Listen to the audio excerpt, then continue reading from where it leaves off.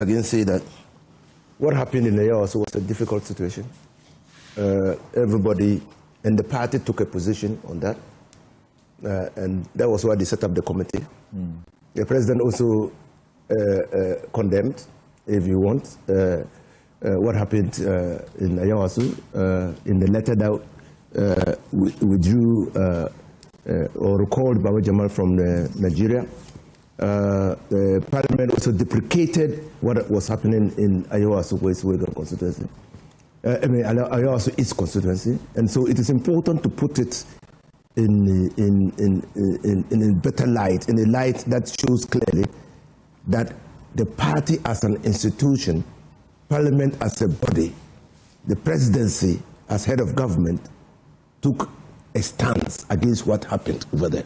This is the first time ever. This is the first time ever that a political party has publicly taken a stance, or the presidency has publicly taken a stance. The Bible says that the end of a thing is better than the beginning. Yes. We're not interested in the beginning. So let me state categorically, as a lawyer, let me state categorically, and you know, that the self-authorizing act of a political party, in this case to annul an election, can have political force. But you must also, as persons or as a body, establish that force, political force, on a legal, rational basis. It also must have a legal, rational basis.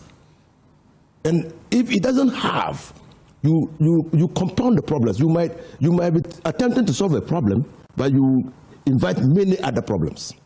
So we have found as a fact that 4 of the 5 candidates in Ayawaso distributed some goodies. I mean, they were material and monetary inducement. And Baba Jamal, it is not the intention. The fact that you gave is that element of inducement. Yeah.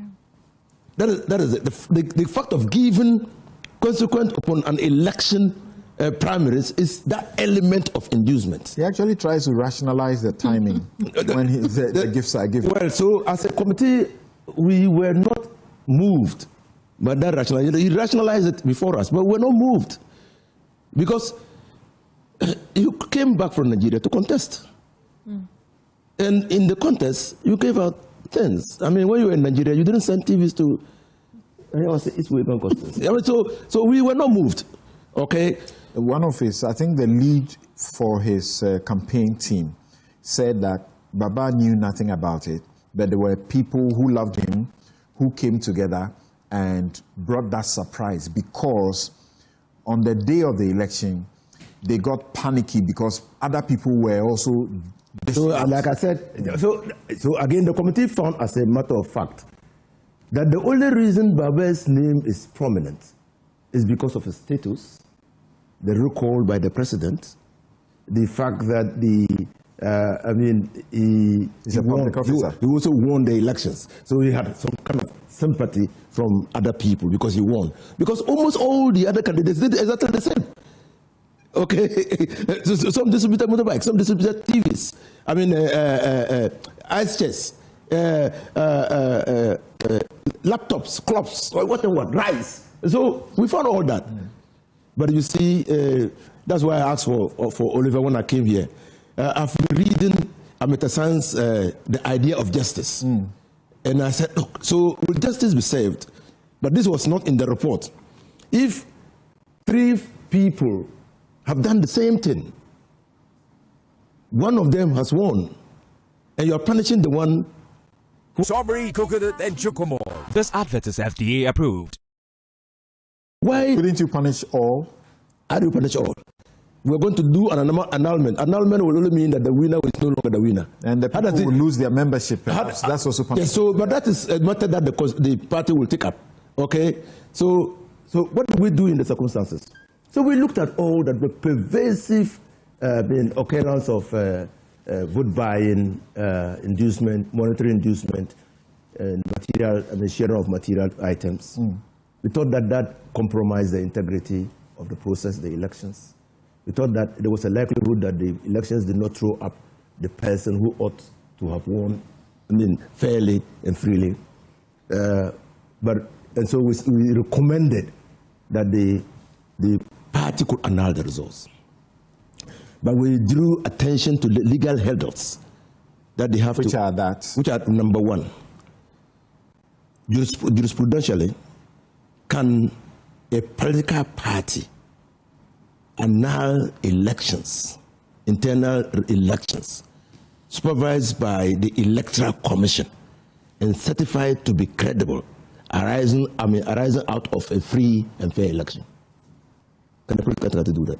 Fraud vitiates everything. But the fraud was a fraud outside the Electoral Commission. So you are looking at the institution here. Okay, so fraud vitiates everything in court.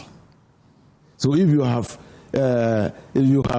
reasons to believe that the elections was tainted by fraud, the only way that you can overturn, in our view, the only basis upon which you can overturn the results is to go to court.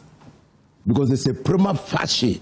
I mean, the evidence decree, section 23, is a prima facie, or if you want, a presumption, rebuttable as it is, that things were done rightly.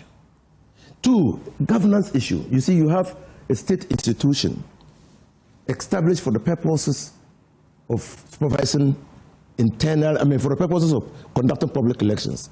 And assistant, because there's an injunction in the Constitution that says that political parties must run their processes in accordance with the democratic principles.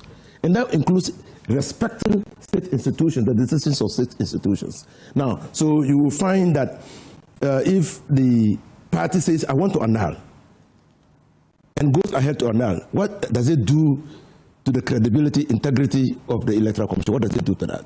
It's a governance issue. So it's a broader governance issue that we can talk about. So we said there, so you have to overcome that. To be honest with you, I don't think that you can deal with impunity by acting with impunity. So those who did that acted with impunity.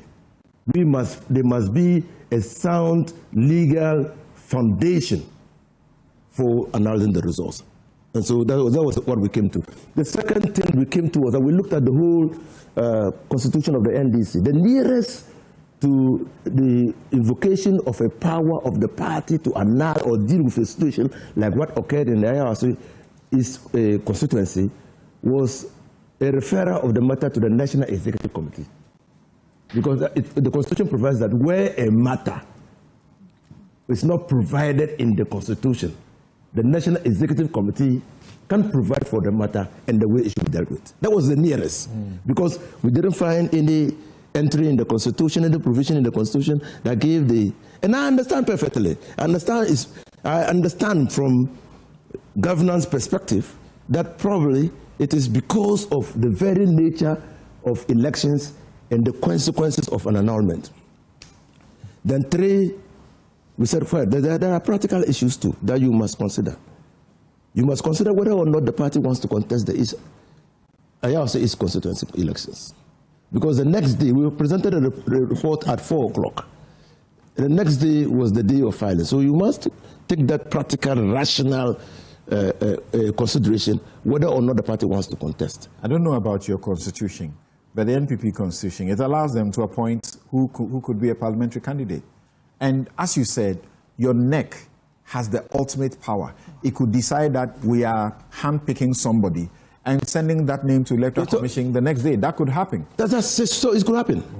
But it means that, our committee was a committee of FEC.